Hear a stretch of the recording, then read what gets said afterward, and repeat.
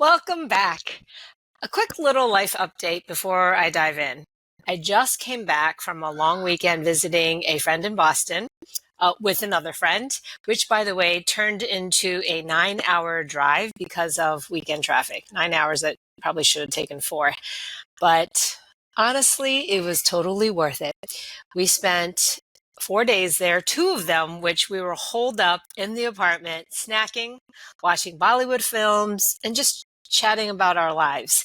And I can tell you that there's nothing more satisfying than devoting time to just hanging with your people. There's no schedule, no work talk. It was just really talking about our lives. Alrighty, that's the update for what I just did this past weekend. But let's get into today's episode, which is about seasons. Now, this will be somewhat related to the last episode I had talking about aha moments, because sometimes aha moments is what leads us into seasons. But I'm talking about seasons of our life, and even in exercise, we have seasons. So from the outside, I absolutely know it often looks like to other people that we're being fickle, that we just changed our minds about something that we were doing, which, by the way, we are allowed to do. What's really happening is that we're going through a season of our life, and that is often longer than what we consider a season in nature. So let's talk about career seasons. As you probably know from the last episode when I shared about how I changed careers with aha moments, I can think about my life in really distinct seasons, especially in my career. My first real job after college was as an equities trader at Goldman Sachs. And as I shared in that last episode about aha moments, they often start when things are not so happy. And as I mentioned before, that I always had fantastic bosses in my Wall Street career. People who mentored me, who cared about me, who pushed me to grow. And I thrived on that. But the last boss that I had, it changed. I didn't feel cared for or mentored. And in my last episode, when I talked about that, I mentioned that the moments of change don't happen when things are great. And that's when something's off, when we're not comfortable. And that's exactly what had happened. That realization that this isn't it anymore is what ended my Wall Street season. And I had always had in the back of my mind since I was a kid that I wanted to work for myself. So I stepped into a new chapter, my small business season. And in this season, I became a jewelry designer, opened my own stores, and for 10 years, I built that business from nothing. And I really loved that season because it was also in my 30s. So it's like a, very milestone, a decade of my life. The creativity, the independence, really running my own business for the first time. It was everything that I wanted at that time. And then, of course, I've shared before that when the financial crisis hit in 2008, everything changed with the years after that. My business was struggling after 2008. And honestly, that kind of stress, that where your revenues are not coming in, it dampens your enthusiasm and excitement for things. So after the 10 years, I realized my curiosity was fading. I had learned so much about management, about how to run a business, how to get press, all that. But I was really itching for something new, for growth again. And that's when the new season of fitness began. And I don't mean to be talking about myself, but I know you're listening to the podcast, but I just wanted to share some of this in hopes that it makes you feel okay about the changing seasons of your life. So when I became a trainer, even in exercise, I had seasons. I felt very uneducated. I mean, I was a trainer, but I felt like there were colleagues that I had that had so many more years on me or more physical fitness experiences than I had. And at that time when I was starting, a lot of people were getting strong first kettlebell certifications. And I knew that was something I wanted to be educated on. I want to do that. And I want to know what I'm talking about. It's that whole, I guess, imposter syndrome. I was a trainer, but I felt like I didn't know enough to be able to share. So I really leaned into kettlebells hard. I trained, as in trained myself in it. I trained clients, I studied, and, even years later, I taught workshops in it. But when I started as a trainer, that was my new season of strength.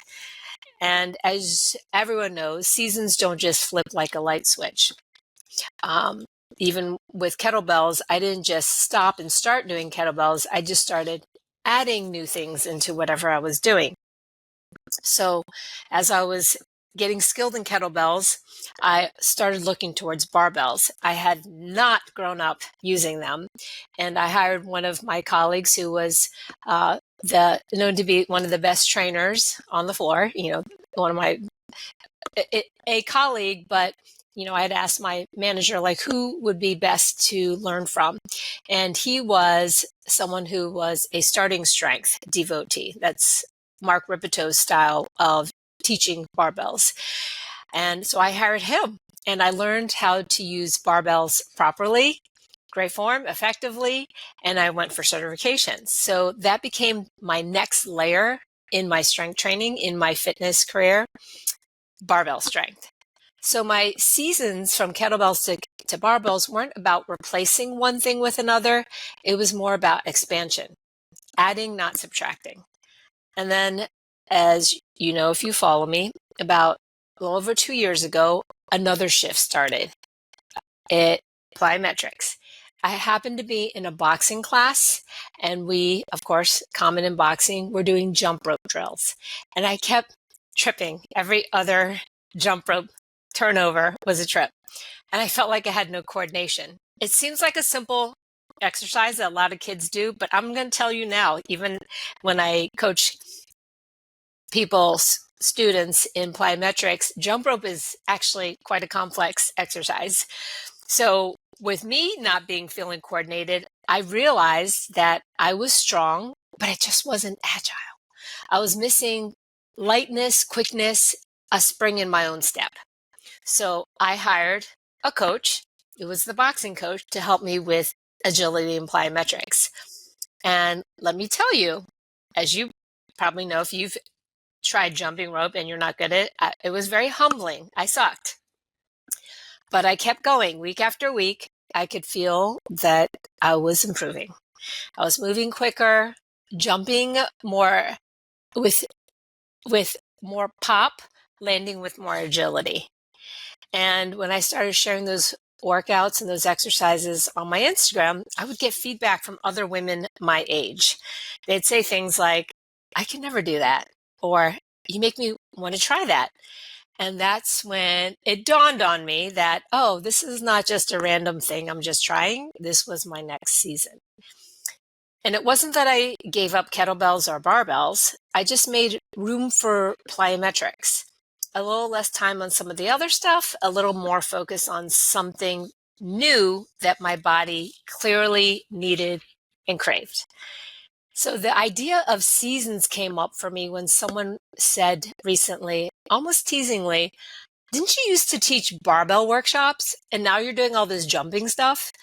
And I kind of laughed to myself because, yeah, I am. And that's the point. Every season of movement has come from the same motivation, curiosity and strength.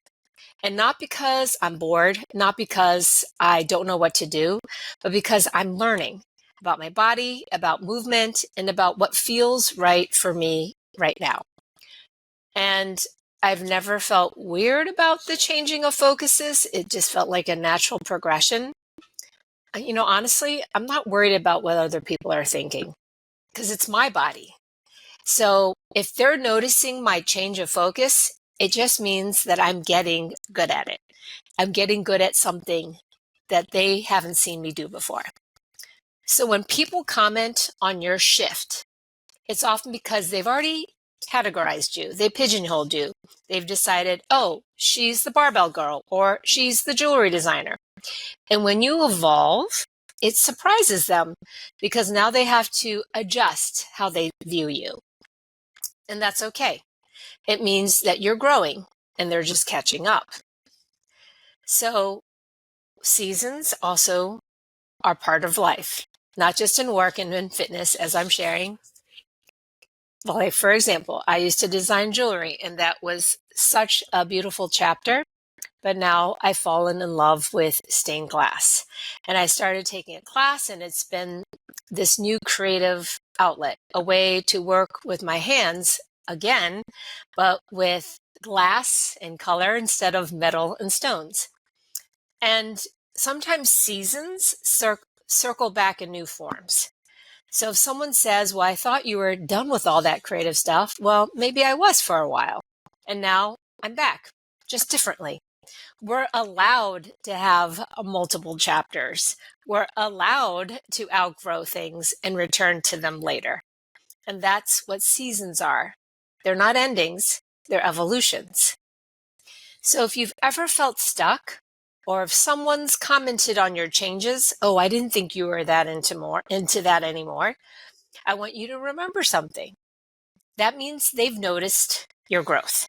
It means you've been devoted enough to something that they associate you with it. And now that you're evolving, it's new for them. Change doesn't mean you've abandoned the old version of you. It just means that you're expanding. You're adding new layers, new skills, new experiences. And it is okay. I'm giving you 100% permission if your curiosity leads you down paths that surprise even you. I mean, that's how we keep our soul nourished. So right now for me, my season is springy. That's the word that keeps coming up, springy. I want to stay in this place where my body feels light, responsive, and athletic. Not athletic in the competitive sense, but in the sense that I can walk into any situation, a hike, a workout, random dance floor, and my body will know how to do it. Maybe I won't be the best at it, but I definitely am not the worst. I'll be able to move well in whatever life is asking of me at that moment. So that's my season right now. Springy, athletic, curious. So if you're in a moment of transition, maybe shifting interests, changing focus, or feeling the itch for something new, please know this. That's not being flaky. You're being seasonal. We're supposed to change. We're supposed to evolve. And every new thing you try is just another expression of who you already are. Thank you so much for listening to me. I feel like I talked a lot about myself, but I'm hoping that it served as an example for you or give you permission to lean into the season that you are in right now.